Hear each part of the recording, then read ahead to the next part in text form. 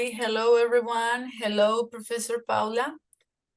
Today we are going to talk about metacognition. Our group is integrated by Laura, Nancy, and Angelica. To try to cover this topic, we are going to start making two main questions. The first one is what it is metacognition, and the second one is why metacognition is considered the most important strategy for the acquisition of a foreign language. Before to try to answer the first question, I want to take the words from Anderson 2003, who classifies language learning process in 7 main categories. These categories are cognitive, metacognitive, mnemonic, compensatory, social, affective, and self-motivating. Taking this in account, we can say that metacognition is a superior process of the mind. It's a conscious and constant reflection about the way in which we learn. But it's not only that. As well, metacognition is a set of cognitive skills which involve problem solving, decision making, and self-monitoring in both ways, cognitive and social affective. To try to explain a little bit better this definition metacognition seems like self-questioning in the right time and try to find the strategies to answer those specific questions. That's why metacognitive strategies are those who are in charge to direct and regulate the learning process. These strategies involve thinking stages like planning, monitoring, evaluating, and regulate all this process. Taking this definition, we can try to answer the second question, that is, what is considered the most important for the acquisition of learning of a foreign language. Trying to answer this, we got a lot of information and different points of view from different authors, but all of them agree that promoting metacognition strategies into the classroom provide learners with an awareness of their own learning process and give to them strategies to get success in their process. Because when learners hold this knowledge, they understand their own way to think and their own learning process. That it means that learners will be able to find strategies and choices and apply them when they feel the need. Metacognitive knowledge is important to learners, but it's important to teachers to try to guide them throughout this process. Anyway, it's important taking account other points of view like Rahimi and Cathal from 2011. They found an extensive evidence about how metacognition affect the learning process and their results. By the other way, metacognition can improve the learning process of the students on their performance. That's why implement metacognition in teaching can make we can achieve goals, main goals, big goals into the educational field. Anyway, other studies have been centered in what successful learners do while they are writing, reading, listening or speaking, what kind of strategies they use and how they use them.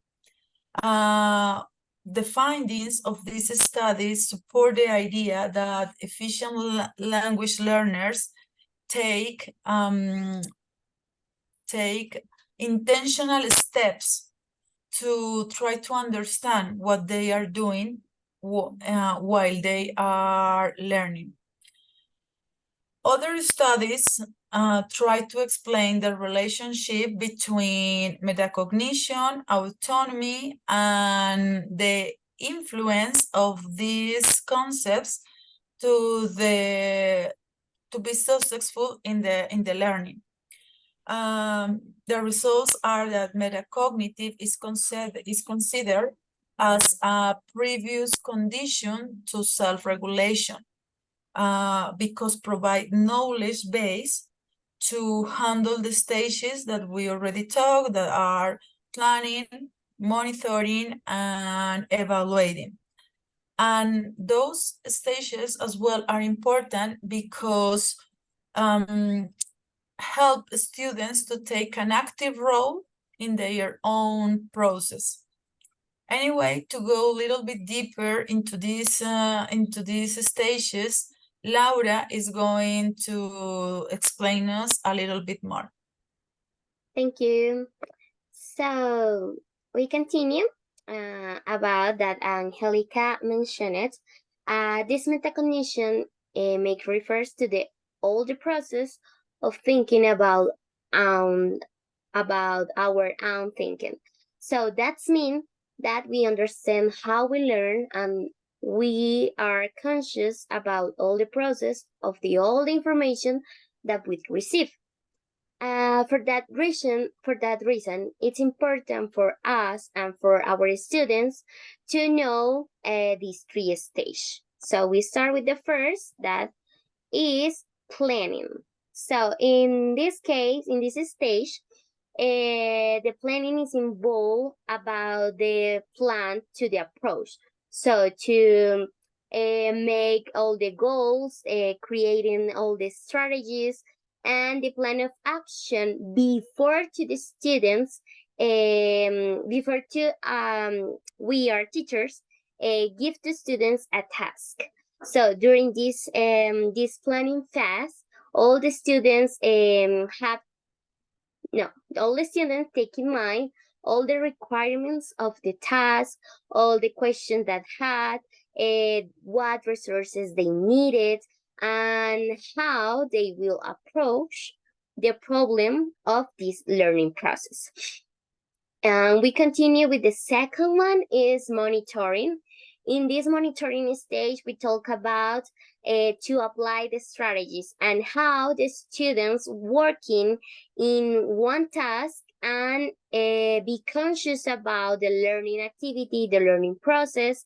They understand all the performance and is conscious to the difficulties and how these difficulties involve and are adjusting their about their process and apply the new strategies if is necessary.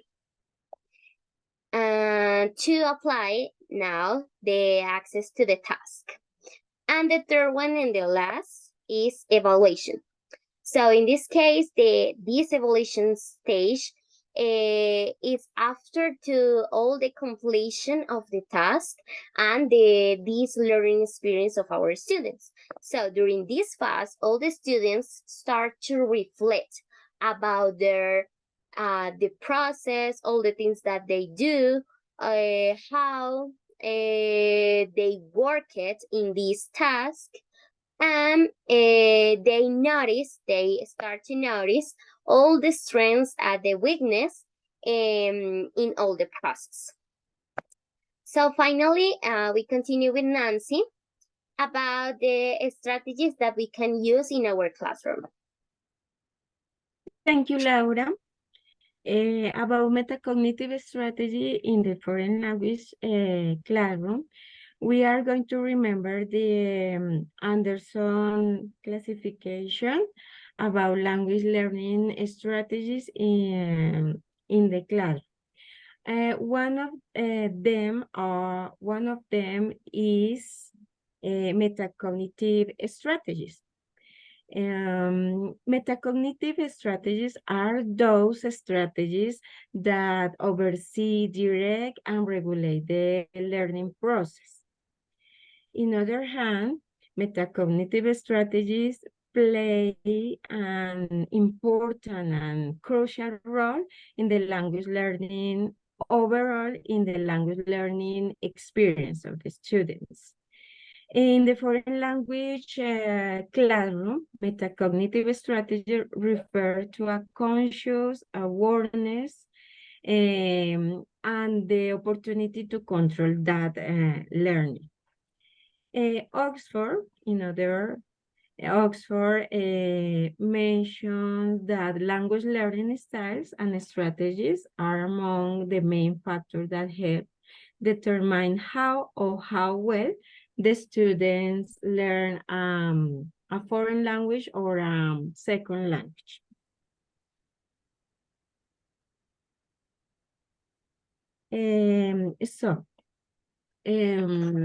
These strategies allow learning to monitor, to regulate, and to reflect on their own learning. In this moment, I'm going to mention some metacognitive strategies that we can use in the classroom and that can be employed in the foreign language classroom. The first strategy is the goal setting. In this strategy, the students have the opportunity to set clear language goals for their activities or for their own learning process. The other strategy is planning and organization. This teaches students to create study plans for their process, for their learning process, and organize some activities too. The other strategy is self-monitoring. In this strategy, a student has the opportunity to guide developing some strategies and regulate their own learning. The other strategy is reflection and evaluation. In this, encourage students to reflect about their own learning process and to know about their weaknesses and their strengths. The other is strategy instruction. In this strategy, the students have the opportunity to analyze the different possibilities of the learning process and to search other different techniques. The other strategy is collaborative learning. These promote collaborative learning activities. Focus on activities that encourage students and share with others, search their metacognitive process, and search different strategies.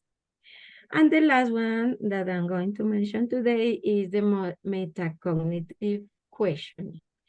In this strategy, the students teach or they know how to make questions and ask themselves. They make different questions and they have the opportunity to reflect about their own process learning. That's all. Thank you. Okay, and for the last one, this is our reference. So thank you so much for listening us.